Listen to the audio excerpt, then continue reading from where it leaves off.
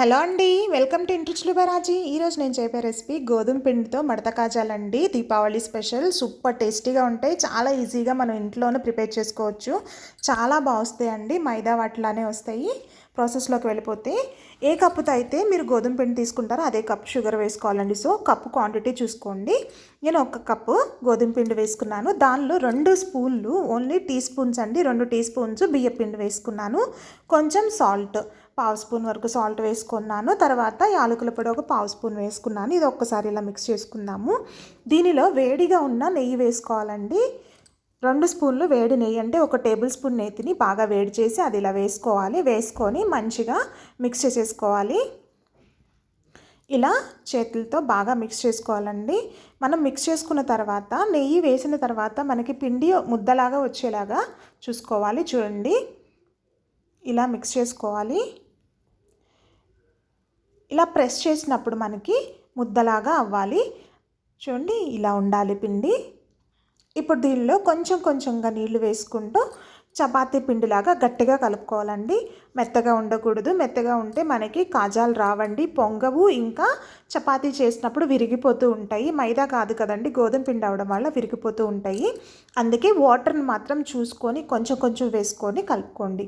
చూడండి, ఇలా టైట్గా మనం చపాతీ పిండిలాగా కలిపేసుకోవాలి. కలుపుకొని దీన్ని 10 నిమిషాలు పక్కన పెట్టేసుకుందాము. ఇప్పుడు మనం షుగర్ సిరప్ రెడీ చేసుకోవాలి.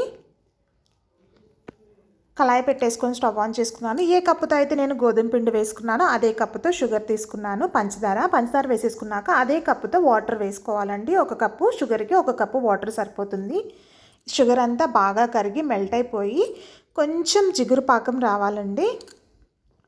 దీనిలో ఇప్పుడు కొంచెం యాలకుల పొడి, పావు స్పూన్ యాలకుల పొడి వేసేసుకుందాము. ఇది మనకి జిగురు పాకం రావాలి. చేతితో టచ్ చేసినప్పుడు జిగురుగా కొంచెం స్టిక్కీగా అవ్వాలి. స్టిక్కీ పాకం చూడండి, ఇలా అంటున్నప్పుడు అంటుకుంటుంది కదా స్టిక్కీగా. ఇలా ఈ స్టిక్కీ ఉన్నప్పుడు స్టవ్ ఆఫ్ చేసేసుకోవాలండి. మరీ ముదురు పాకం రాకూడదు, కాజాలకి పట్టదు పాకము. తర్వాత 1 స్పూను మైదా పిండి కానీ గోధుమ పిండి కానీ ఏదైనా తీసుకొని 1 లేదా 2 స్పూన్లు తీసుకొని అందులో పేరుకున్న నెయ్యి వేసుకోండి. నెయ్యి వేసేసుకొని పేస్ట్ లాగా రెడీ చేసుకోవాలి. పిండి ఇంకా నెయ్యి కలిపిలా పేస్ట్ లాగా తయారు చేసుకోవాలి. చూడండి, ఇలా గోధుమ పిండిని మనం ఈక్వల్గా బాల్స్ చేసుకుందాము. ఈక్వల్గా ముద్దలు చేసుకొని సైజెస్ మనం చపాతీలాగా రోల్ చేసుకోవాలి.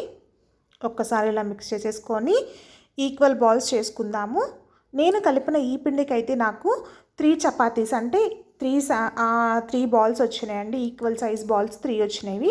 కొంచెం పొడిపిండి వేసేసుకొని చపాతీ కర్రతో మంచిగా పల్చగా రోల్ చేసుకోవాలండి. మరి మందం ఉండకూడదు. కాజాలకి మనం రోల్ చేస్తాం కదా, అందువల్ల పల్చగా రోల్ చేసుకోవాలి. ఇలా మొత్తం పల్చగా రుద్దేసుకోవాలి.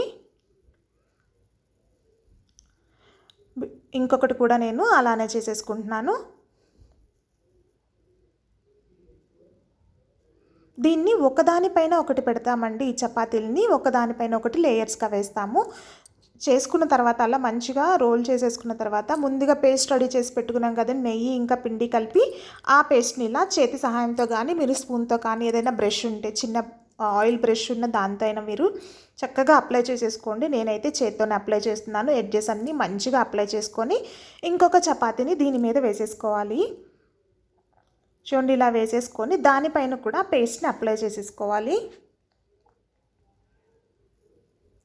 నీట్గా ఇలా పేస్ట్ అంతా అప్లై చేసేసుకోవాలండి. నెయ్యి ఇంకా పిండి మిశ్రమం కలిపిన పేస్ట్ని అప్లై చేసేసుకొని ఇప్పుడు చూడండి రోల్ చేసుకుంటున్నాను. చక్కగా ఇలా ఫోల్డింగ్స్ చేసేసుకోవాలి నీట్గా. అవసరమైతే పొడిపిండి పైన వేసుకోండి, అవసరం లేకపోతే వదిలేయచ్చు. నేను కొంచెం పొడిపిండి అలా వేసి రోల్ చేస్తున్నాను. చూడండి, ఇలా రోల్ చేసేసుకోవాలి. కొంచెం కొంచెంగా నీట్గా ఎక్కడ ఊడిపోకుండా రోల్ చేసేసుకోవాలి. ఎడ్జెస్లో మీరు నెయ్యి కనుక అప్లై చేసిన పేస్ట్ ఉంటే మనకి ఫోల్డింగ్ అయిపోతుంది. లేదంటే కొంచెం వాటర్తో తడి చేసుకొని చక్కగా క్లోజ్ చేసేయచ్చు. మనకి ఎడ్జెస్ మాత్రం అసలు ఊడిపోకుండా. చూసారా, రోల్ అయిపోయింది మంచిగా.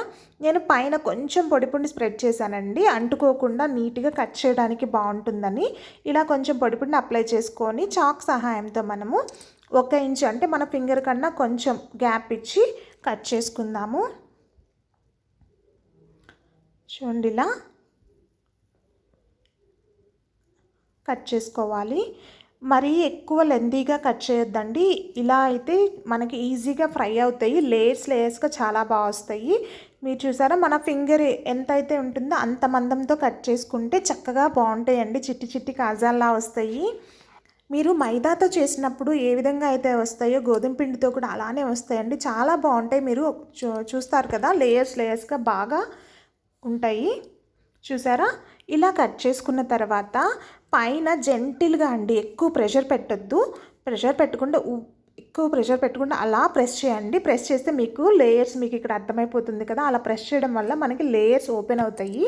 ఇప్పుడు ఆయిల్ హీట్ అయిపోయిందండి. దీన్ని లో ఫ్లేమ్లో పెట్టుకోండి. ఆయిల్ హీట్ అయిన తర్వాత వెంటనే లో ఫ్లేమ్ పెట్టేసి ఒక్కొక్కటిగా కాజాలు వేసేసుకుందాము. వేసుకొని లో ఫ్లేమ్లో అలా కదిలించకుండా 2 నిమిషాలు వదిలేయాలండి. అప్పుడే వాటిలో ఉన్న మనకి లేయర్స్ అన్నీ విడిపోయి చక్కగా ఫ్రై అవుతాయి. హై ఫ్లేమ్ పెట్టద్దండి. హై ఫ్లేమ్ పెడితే మనకి ఫ్రై అవ్వవు, పైనంతా రంగు మారిపోయి కాజాల లోపల ఉడకదండి. సో హై ఫ్లేమ్ అసలు పెట్టొద్దు, లో ఫ్లేమ్లోనే చేసుకోండి. ఒక్కసారి ఆయిల్ హీట్ అయిన తర్వాత లో ఫ్లేమ్లోనే ఈ ప్రాసెస్ అంతా చేసుకోండి. ఇది చూసారా, నేను 2 మినిట్స్ అలా వదిలేసాను. వదిలేసిన తర్వాత మనకి అవన్నీ ఆయిల్లో ఫ్లోట్ అయినాయి చూసారా.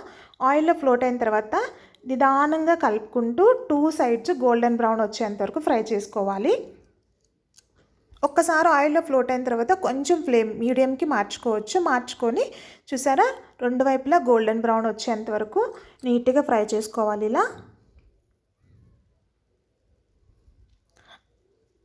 ఇలా దూర రంగు వచ్చేంత వరకు ఫ్రై చేసుకొని చక్కగా మనం ముందుగా రెడీ చేసి పెట్టుకున్న పంచదార పాకం ఉంది కదా, అందులో వేసేసుకుందాం. చూసారా, ఫ్రై అయిన వెంటనే మీకు లేయర్స్ అర్థమవుతున్నాయి కదా.